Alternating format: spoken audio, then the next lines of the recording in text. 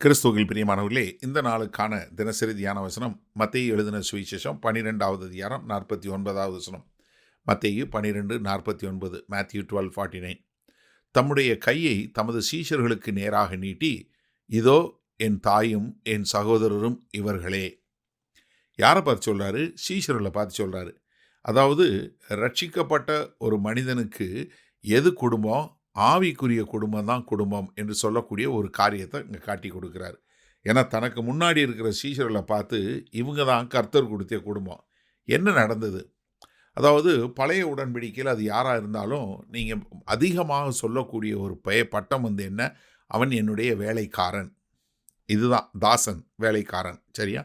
ரொம்ப இதாக சொல்லப்பட்டது ஒரே ஒருத்தர், அது ஆபிரகாம். யார்? அவர் என்னுடைய சிநேகிதன் என்று சொல்லக்கூடியது. ஆனால் புதிய உடன்படிக்கையில் வரும்போது கர்த்தராகிய இயேசு கிறிஸ்து கல்வாரி சிலுவைக்கு போகிறதற்கு முன்பாக அவரும் தன்னுடைய சீஷர்களை பார்த்து, நான் உங்களை இனி நண்பர்கள் என்று அழைப்பேன், வேலைக்காரன் அழைக்கலன்னு சொல்கிறாரு. ஆனால் மரித்து உயிர்த்தெழுந்த பின்பு அந்த உறவு அப்படியே மாறினதை பார்க்க முடியுது. யோவான் 20வது அதிகாரம் 17வது வசனத்தில் பார்த்தீங்கன்னா, மகதலேனாள் மரியாள் அவரை தொட வர்றாங்க. இயேசு அவளை நோக்கி, என்னை தொடாதே, நான் இன்னும் என் பிதாவினிடத்திற்கு ஏறி போகவில்லை. நீ என் சகோதரரிடத்திற்கு போய், நான் என் பிதாவினிடத்திற்கும் உங்கள் பிதாவினிடத்திற்கும் என் தேவனிடத்திற்கும் உங்கள் தேவனிடத்திற்கும் ஏறி போகிறேன் என்று அவர்களுக்கு சொல்லு என்றார். என்ன? நான் என் தேவன்கிட்ட போகிறேன், உங்கள் தேவன்கிட்ட போகிறேன்.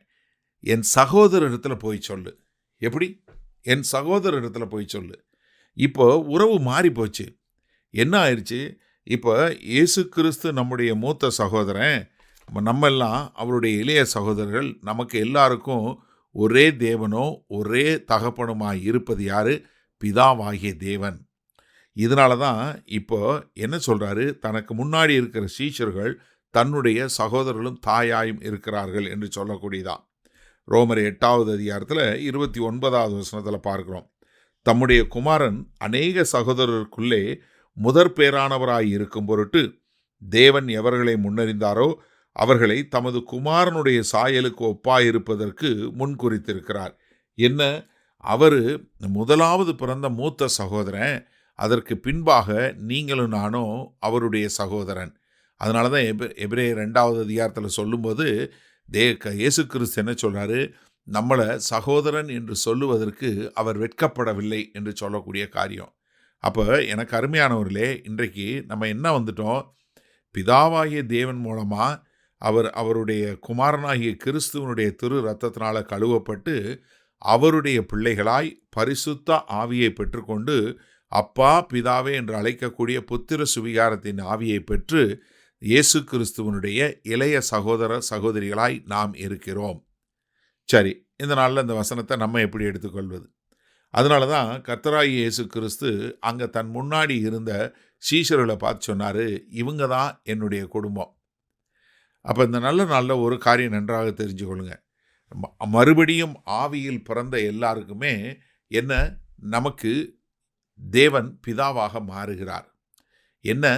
முன்னாடி நம்ம எல்லாருமே வேறு வேறு தகப்பனுக்கு வேறு வேறு தாய்க்கு பிறந்திருந்தாலும் என்றைக்கு நம்ம கர்த்தராகிய இயேசு கிறிஸ்துவை ஏற்றுக்கொண்டோமோ அன்றைக்கே நம்முடைய பாவங்கள் நீக்கி கழுவி சுத்திகரிக்கப்பட்டு நம்ம அவருடைய பிள்ளைகள் என்கிற அந்தஸ்தை பெற்றுறோம்.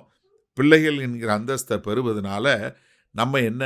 இயேசு கிறிஸ்துவனுடைய இளைய சகோதர சகோதரிகளாய் மாறிவிடுகிறோம். அதனால தான் புதிய ஏற்பாட்டில் நீங்கள் பார்த்தீங்கன்னா, கர்த்தராகிய இயேசு கிறிஸ்து கல்வாரி சிலுவைக்கு போவதற்கு முன்பாக தேவனுடைய ஒரே பேரான குமாரன் என்று அழைக்கப்படும். ஆனால் இயேசு கிறிஸ்து மரித்து உயிர்த்தெழுந்த பின்போ அது அவர் முதற் பலன், முதற்கனி, மூத்தவர் என்று சொல்லக்கூடிய ஒரு இதில் தான் வசனம் இருக்கும். அப்போ என்ன? இயேசு கிறிஸ்து நம்முடைய மூத்த சகோதரன். அவர்தான் நம்முடைய அண்ணன். அவருடைய சகோதரர்கள் நம்ம. பிதாவாகிய தேவன் நமக்கு பிதாவும் தேவனுமாய் இருக்கிறார். அவர்தான் கர்த்தராகிய இயேசு கிறிஸ்துவுக்கும் பிதாவும் தேவனுமாய் இருக்கிறார். அப்போ இந்த நாளில் நீங்கள் நல்லா தெரிந்து கொள்ள வேண்டியது, உங்களுக்கு ஒரு பிரதானமான குடும்பம் எது அப்படின்னு கேட்டால் அது இந்த ஆவிக்குரிய குடும்பம். நன்றாக தெரிஞ்சு கொள்ளுங்க. உங்கள் சபை கர்த்தராகிய இயேசு கிறிஸ்து நாமத்தினால யாரெல்லாம் அவர் தேவனுடைய பிள்ளைகளா வர்றாங்களோ அவங்க தான் உங்களுடைய உண்மையான குடும்பம். அதுதான் நம்மள பரலோகம் வரைக்கும் நித்திய காலத்திற்கும் நமக்கு உறவு கொடுக்கக்கூடிய குடும்பமே ஒழிய, மாம்சமான உறவுகள் அறுந்து போயிரும். மாம்சமான உறவுகள் இந்த பூமியோட நின்னு போயிரும். ஆனா, நித்திய காலத்துக்கு வரக்கூடிய உறவு, நாம் தேவன் மூலமாய் பெறக்கூடிய உறவு. அதனால நம்ம ஆவிக்குரிய சகோதர, சகோதரிகளை உற்சாகப்படுத்தி, அந்த உறவை நாம் நல்லபடியாய் நற்காரியங்களாய் மாற்றிக் கொடுப்போமா? மகா கிருபையும் இரக்கம் நிறைந்த எங்கள் அன்பின் தகப்பனே, இதோ அந்த அருமையான நல்ல நாளுக்காய் நன்றி. ஆண்டவரே, இதோ எங்களுடைய ஆவிக்குரிய குடும்பம் நித்திய காலத்திற்கும் உள்ள குடும்பம் என்பதை நாங்கள் உணர்ந்து, அந்த உறவை சரியான முறையில் போற்றி பராமரிக்க தேவன் எங்களுக்கு கிருபை பாராட்ட வேண்டுமாய் இயேசு கிறிஸ்துவின் மூலம் ஜெபிக்கிறோம் வல்ல பிதாவே. ஆமேன். கர்த்தர் உங்களை ஆசீர்வதிப்பாராக. நாம் இன்று மாலை மணால சந்திப்போம்.